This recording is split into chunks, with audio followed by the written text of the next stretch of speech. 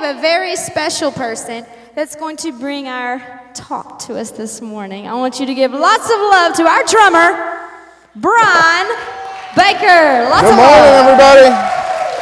How's everybody doing? She had to talk out here for a couple of minutes because I'm just sweating and I stink and everything after I play, so she came up to me before and she said, "Do you want me to come out and introduce you and give you a minute to breathe?" And I said, "You would be absolutely my favorite person in the world if you did that." So thank you, Celia. I appreciate it.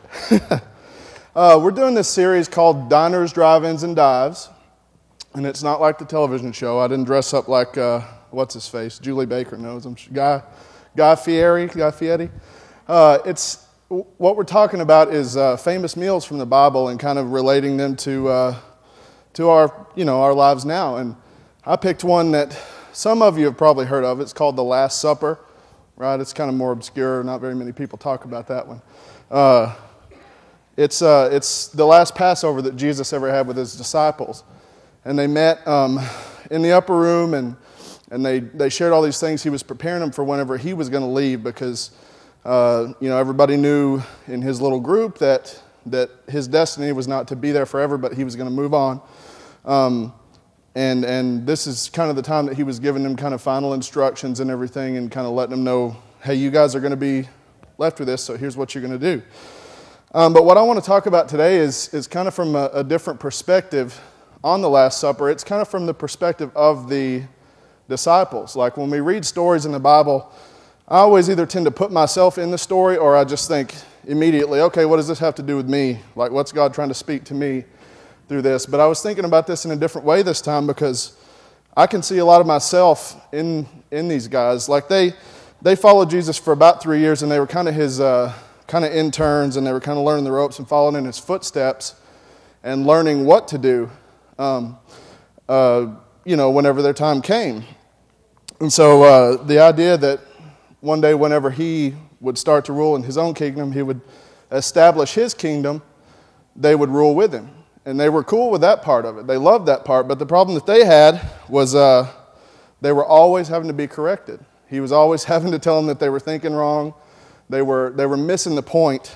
And I know maybe some of y'all can relate with that. I miss the point on things sometimes. But he was always having to tell them about how they were thinking wrong. Like they would ask him, hey, when you establish your kingdom, can we sit beside you on your left and right side? And he's thinking, you guys are never going to get it. How long must I be with you? So sometimes it was like they never really learned anything. But the biggest problem that I find that they had through all the stories about him is standing on their own. They always had Jesus and they always had kind of a leader and somebody to say, all right, here's what we're doing. Here's the plan for today. Then the next order of business is this. And so they really never got to practice a whole lot standing on their own. And, they were going to play a huge part in the whole story, talking about history and, from the beginning until now and into the future. They played a gigantic part in this, but they had a little bit of trouble stepping into their role. They knew what they were supposed to do, but the problem was maybe they were a little bit afraid to ever try to do it on their own. And I want to pause there for a second on that and talk about us, because I think this is something that I have a huge problem with. Maybe some of y'all do too, but sometimes I think that the future is so far away. And I'm at that age right now. I'm 29 years old, and if you've ever heard Todd, you've heard him talk about the 30-year-old age range where you wake up and you say, this is my life. So that's where I'm at right now, and that's where I've been the past few years. And this age group is just infamous for producing some crazy actions in people. Quarter-life crisis was always something that I thought, I don't even want to talk about that because I don't care. It's nothing. It doesn't exist, but it does. If you're younger than me, it exists. If you're older than me, you know it exists already. You've been through it. And it's not just my age range, but it's any time when you kind of step back and you look at yourself and you say, what am I doing with my life? Where am I? It's not any certain time. Maybe you have to go through it multiple times, but there's always this point when you come to a decision like, is this who I am? Do I feel fulfilled in my life, or do I need to do something? And, honestly, I've been going through that the past few years, and it's hard. But I think every single person has decisions to make in their life, whether they're going to go one way or another, and whether you're going to step into your role in the story or not. And that position that you get in sometimes when you just maybe kind of freeze. You know, some of you out there probably just never stop. Steve Plunk, I don't know where he's at, but he's straightforward. He's just going forward all the time. I know him. He never had a problem with any of this, so you can just check out. But I think most of you, if you're anything like me, you want to know at least a little bit, you know, like, I kind of feel like I have a little bit of a safety net here. You want that a little bit. You know, you'll take a chance as long as it's not really taking a chance, right? As long as you know that there's something to fall back on. But what I call that is, well, in East Texas, you know, we're all, I think, from East Texas are familiar. It's stuck. That's what it is. You're stuck. Just stuck in life. You don't know if you need to go backwards and do something. You don't know if you're good where you're at. You don't know if you need to change something. You're stuck. And so there's a lot of pressure there. There's a lot of pressure of, you know, like going back to myself, I have a family. I have a wife and 2 small kids, and you want to make sure you're doing everything that you can to take care of them and to be the person that you're supposed to be. And so there's always this pressure, and there's decisions to make. Maybe it's your position at work or your living situation. Maybe you're not happy with where you live or what town you're in or whatever. Maybe it's finding the right person. If you know you're single or young and you're looking for who is that other person that's going to be my other half. Maybe it's that. Maybe you're a business owner and you're coming through hard times. These are hard times right now. I think everybody's having some experience with the stuckness, I guess. So whatever it is, you get stuck. And I think for me and for a lot of other people, there's a fear of change there. I think the fear of change is pretty powerful, and it can keep you stuck if you don't do something about it, because when things are the same, everything is comfortable. And when everything's comfortable, there's nothing really scary. And when nothing's scary, you don't really have to do anything. So you can just kind of stay where you're at forever.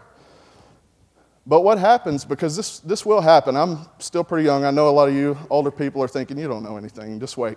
You know, it gets worse. No. But that security blanket is going to get challenged one day. You're going to see no more lights at the end of the tunnel. You're going to see this foundation that you thought you had is kind of shaky now, or it's kind of like the plan looks different than you thought. So what happens then, or what happens when your whole comfort blanket that you had is just gone? I think the inclination for a lot of Christians, and I've said this 1 billion times, but, oh, God will take care of us. Yeah, God will take care of you. But have you ever been in the position where you know God's there, but you're looking around for this miracle, and you're looking and you're like, I see that cloud looks like a sign to me. You know, he's telling me he's gonna do something. But there's no miracle there. You're looking for it and you can't find it. You can't see anything that's an easy way out of this. So does that mean that God's not taking care of us? I'm going to go back to the story. And this is going to be in Matthew chapter 26. This is when Jesus is talking to the disciples about getting prepared for the Passover.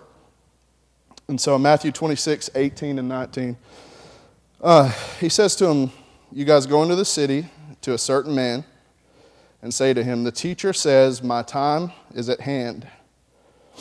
I'll keep the Passover at your house with my disciples. And the disciples did as Jesus directed them, and they prepared for the Passover. I want to stop there for a second because there's so many cases and examples of these disciples just not really wanting to talk about it whenever Jesus brings up the fact that he's going to be leaving them. They just kind of, yeah, okay, well, we'll worry about that later. So when he said to tell the guy that my time is at hand, if that's me, I pick up on that and I'm like, I'm not even going to tell the guy that. I'm going to change what Jesus said and say something else. But they didn't like it.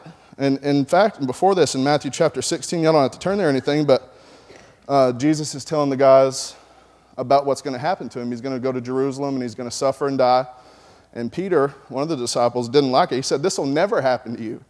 And he knows who he's talking to. This is Jesus. He probably knows what he's saying is true. But I'm like Peter a lot of times. I'll argue. I don't care if I know it's true or not. If I don't like to hear it, I'm going to say, no, that's not true. That's not going to happen. But they knew it. They knew what was going to happen. And so they didn't want to hear it whenever he said, my time is at hand. They knew what that meant. It meant he's leaving us. You know, at hand means like now. Like this whole time he's been telling them about what was going to happen. It was always this future thing, but now his time was at hand. And they didn't like that. They didn't want to see the big picture. They didn't want to think about, you know, what the plan was. All they thought about is, you're leaving us. We're about to be stuck. And they were going to be stuck. And so then you fast forward to the meal they're all having together. You know, things have kind of calmed down since they prepared, and they're all getting ready to get together for the holidays. You know, the group of buddies, they're gonna eat, drink, and be merry and just have a good old time.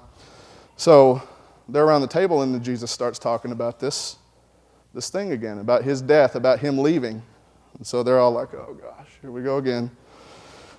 But Jesus said some pretty deep stuff here. I mean, listen to some of this. I won't read the whole thing, but John chapter 14, there's some pretty famous scripture here. And I'll just kind of skim through it. Tell me if any of this sounds familiar to anybody. In my Father's house there are many rooms. If it were not so, would I have told you that I go to prepare a place for you? And if I go to prepare a place for you, I'll come again and I'll take you to myself, that where I am you may be also. Y'all heard that one? What about, if you love me, you will keep my commandments.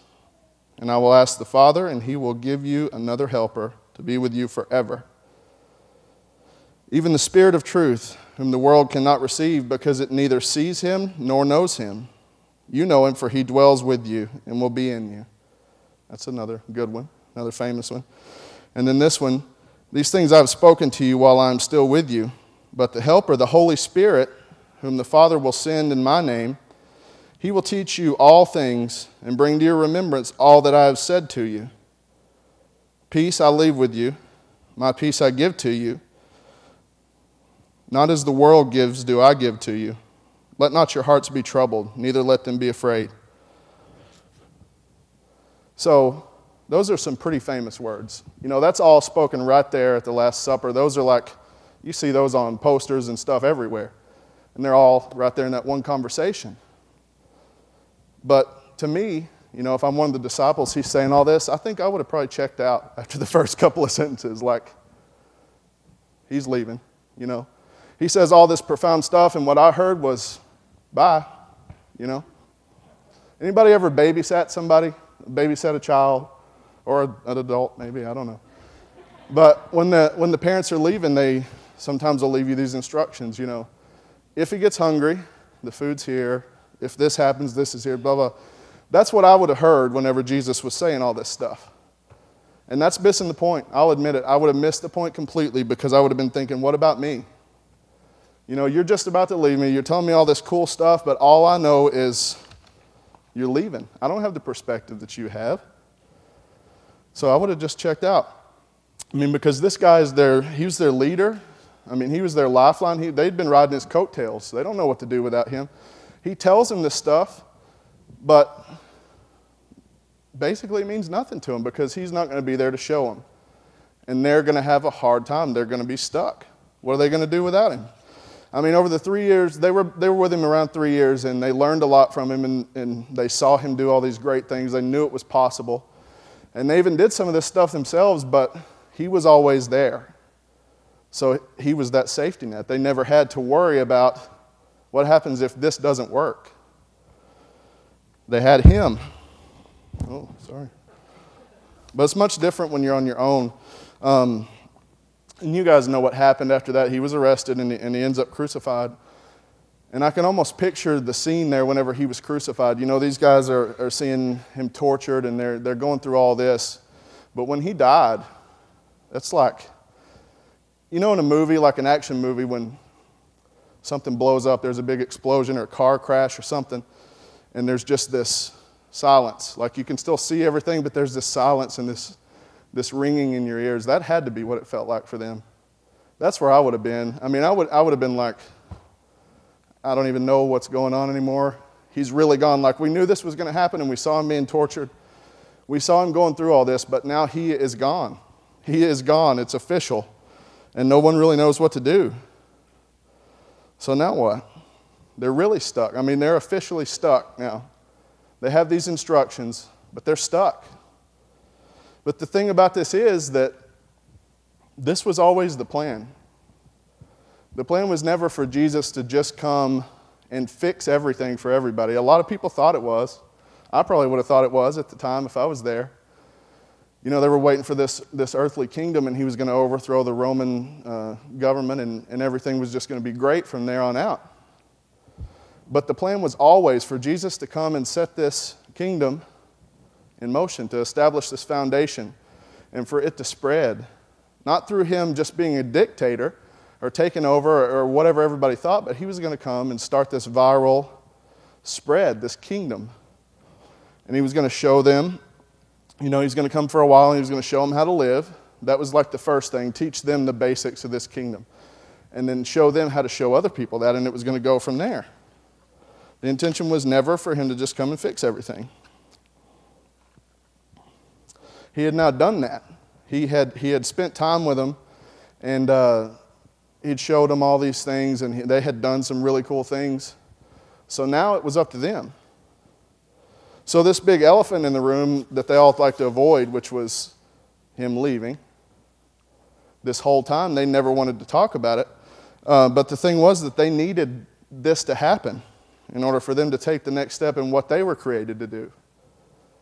They needed him to go through this, or nothing would have ever changed, because this was the plan the whole time. They weren't supposed to be followers forever. They weren't supposed to just always be behind somebody doing whatever that person told them the next order of business was. And they were ready. I mean, Jesus didn't just pick some random time to go be crucified. He didn't just say, okay, I think this is a good enough night, this Passover night, let's do it right now. This was the plan. And if God thought that it was Jesus' time, he must always, also thought that it was their time. He must have thought that they were ready to take away their leader.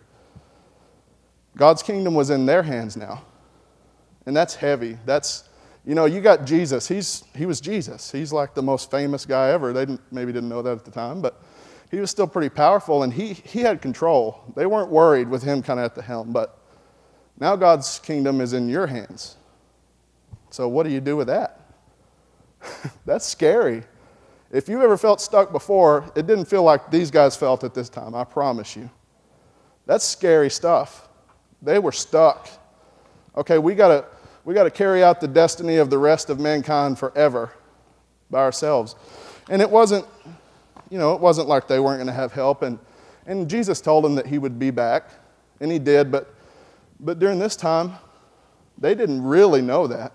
They didn't really know for sure, like, hey, it's going to be okay. He's going to be back. They thought he would. But you've been there where you think you have a security blanket sometime in the future, but if you don't know for sure, it's hard to really go all in with something. You ever felt like everything was going fine, and you were doing, you were living your life, you're doing what you were supposed to be doing, and you look up one day and God's just gone on vacation, and you're like there to hold down the fort? Y'all ever felt like that? I have, a lot of times. I mean, sometimes life is easy for a while, and God carries you through things, and he sets things up for you. But other times you feel like you're on your own. My mom used to have this little plate thing hanging in the hallway called Footprints in the Sand. It was a ceramic plate with this poem on it. And I know everybody in here has heard this poem. There's two sets of footprints, and the guy's questioning Jesus. And he says, well, what about right there where there's one set of footprints? You left me. And Jesus said, no, I carried you. That sounds wonderful. But have you ever been like, no, I'm pretty sure that I was just wandering around in circles on this beach by myself. You weren't there. He left you alone. You feel like everything's going well, and then he just took off. Your leader's left you. You're stuck. Maybe you thought there was a plan, but it wasn't. Things are not looking, maybe not even exactly, but they're not looking anything like what you thought. And I've had times when I thought I knew exactly what was going to happen. I was so sure of things that I got nothing to worry about, and especially with this idea that I don't really have to do anything. because God told me to do something, so he's just going to do everything for me. And sometimes it doesn't work that way. Sometimes it does. Sometimes you just need to shut up. I've said that from here before. And sometimes I need to shut up, but sometimes you need to do something. Sometimes whenever you feel like God's not there, maybe what you should be looking for is an opportunity to take that step. You know, the thing about that is this idea that God's supposed to take care of you. And he does take care of you, like I said, but why isn't he just coming out and fixing everything for me? Why doesn't he do that? And how do we know that that's really what's going on and that he hasn't just left me altogether? In John 5, this is something that I stumbled across while I was getting ready for this, and it's so cool because I've never read it in this way before, but there's this pool called Bethesda or Bethsaida. I don't know the difference, Bible terms. It was a pool where these handicapped people went to be healed and to receive medical treatment. And one day Jesus is there, and this is in John 5:5, if y'all want to look. One man was there who had been an invalid for 38 years. I don't know if this guy was 38 years old and had been this way since birth, or if he had just been this way a really long time, but it was long enough. I mean, he's been an invalid for basically his whole life. And when Jesus saw him laying there and knew he'd already been there a long time, he said to him, "Do you want to be healed?" What a question. Like, nah, I'm good. I mean, it's obvious, right? But listen to the guy's response. Jesus said, and this guy had probably heard of Jesus and probably seen what he had done. Jesus said, "Do you want to be healed?" And what the guy says blows my mind. "Sir, I have no one to put me in the pool when the water is stirred up. And while I'm going in, another steps down before me." You know what Jesus said to that? Get up. Get up. Pick up your mat, get up, and walk. Get up. And that had to just, I would have been so embarrassed. I would have been like, oh, I can't walk. So he put a decision out there. Jesus, he was Jesus. He could have picked the guy up and put him in the pool. He could have spit in the sand and rubbed it on the guy. He's done it all sorts of ways. But what he did with this guy is he just laid this decision out there. Get up. You want to be healed? Get up. And so the guy got up. He got up and he picked up his mat and he probably was like, I'm getting out of here because this is the freakiest thing that's ever happened. But he had to make that decision. He wasn't just picked up and brushed, on the side of his face by Jesus. You're going to be okay. Jesus said, get up. And so he did. And what are we going to do? I feel like that's sometimes the position that we're in. Sometimes we have to get up. Sometimes, whenever we think there's no way, we have to kind of start to make a way. And I think God honors that. God doesn't just, I've heard, God helps those who help themselves, and that's, not really in the Bible or not a scripture or whatever, but sometimes it's just true. Sometimes it really is. Sometimes you need to stop. Sometimes you need to let God handle things, but sometimes you got to get up. And so it's your choice. Maybe what's happening whenever you feel like God's left you is that He's put a decision out in front of you. Are you gonna get up and walk, or are you gonna sit there and tell yourself and God and everybody else why you can't? All the reasons that there's nobody to put you in the pool, there's nobody to do this for you, there's nobody to do that for you. He's saying you are there to do that for you. This helper that Jesus was talking about, that's God. That's the Holy Spirit. And He's here. He is inside of everyone. We're not on our own. When we make this decision, we're not just going, okay, well, I'm going to force this to happen now and it's just going to fall apart. But God has given you this helper. You don't have to make these excuses as to why you can't do something. I don't have to. I'm going to go make 25 excuses today. I promise you. But that's we don't have to do that. We don't have to live that way. What if whenever Jesus was crucified, the disciples had just ran back home and just given up, that, well, there's nobody to tell me what city to go to now. There's nobody to feed all the people who are hungry. There's nobody to do the speaking to crowds. I'm not a very good speaker. I'm not very good with money. I'm not very good at planning a route out to go and travel. What if they had done that? There were so many excuses. What would have happened if they had done that, if they had just quit? They couldn't, and they knew that because the kingdom was in their hands. They were stuck, but it could not slow them down. Sometimes whenever you're stuck, you really find out who you are and what you're made of. And I know that sounds cliche, but it's really true. Sometimes you find out what you're going to do. And sometimes the results are not what you hope they would be. Everybody wants to think, well, yeah, I'll get out there and, ain't nobody going to hold me down. That's what I thought. I was wrong. Anybody could hold me down at that. Just like, you stink. Okay, all right, I give up. I was looking for reasons to give up, or have been whenever I go through things like this. I look for reasons to give up. That's terrible. That's not at all what we were created for. We are supposed to seize these opportunities. God puts these opportunities in front of us for a reason. And we have to take them. If you're stuck, if everything's going bad, change it. God's going to be with you, I promise. Do something about it. And I'm talking to myself just as much as I am to anybody else in this room. But maybe the next great thing that God's calling you to do is right in front of you. And you can't see it because there's so many other excuses as to why you being stuck is the right way. But it's not. I promise you. So don't miss it. Don't miss your chance. The kingdom is in our hands. We're in that spot that they were in. It's in our hands. And if we don't do something with it, nobody else is going to do it for us. Nobody can do what you're supposed to do like you can. Nobody.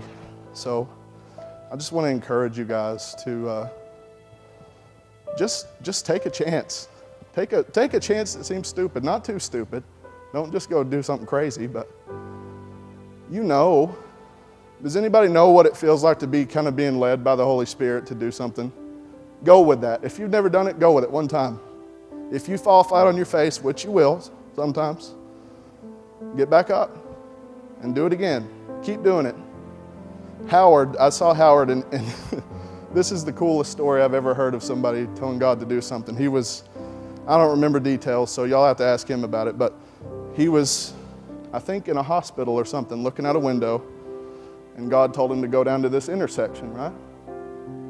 And he said, it seems kind of weird. Okay, I'll go down there. So he goes, and again, I don't remember details, but he's on his way down there, and God keeps leading him and leading him and leading him. So he gets there, and there's not anything there. There's nothing apparent that he's supposed to do. So he's like, God, what's this all about? This is kind of ridiculous. And he said he felt God telling him, no, I just wanted to see if you'd do it. He just wanted to see if you'd do it. So let God make a fool out of you. It's awesome. It's awesome, and it's terrible, and it's embarrassing, but it will lead you somewhere. Don't ever get into that place where you're stuck. It can feel so oppressive. Like, I gave God one chance to use me, and he embarrassed me. Or even worse than that sometimes is when you start blaming yourself. Like, no, I am not good enough because I screwed this up real bad. And God doesn't want to use me anymore. But he does. God's not afraid to use somebody who looks like a fool. And he's not afraid to make somebody look like a fool. So I just encourage y'all today to really look for these opportunities, to really just be aware of God's voice, or that drawing, or whatever you want to call it. I think it's different for everybody, but if you've experienced it, you know it. And so just go with it. Just say, all right, next time I feel God telling me to do something, I'm just going to do it. And maybe your whole life will change. Maybe it won't. But that's a good way to start to really think about life in general. I'm just going to do this. You won't ever be stuck if you don't let yourself get stuck. If you're always going and growing and turning into something and becoming something and always going somewhere, then you're never going to be stuck.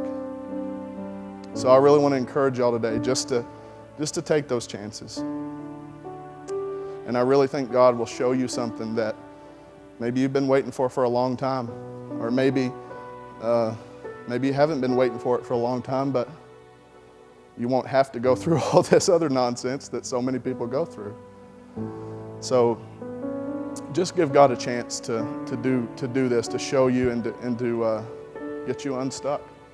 I want to pray for y'all real quick.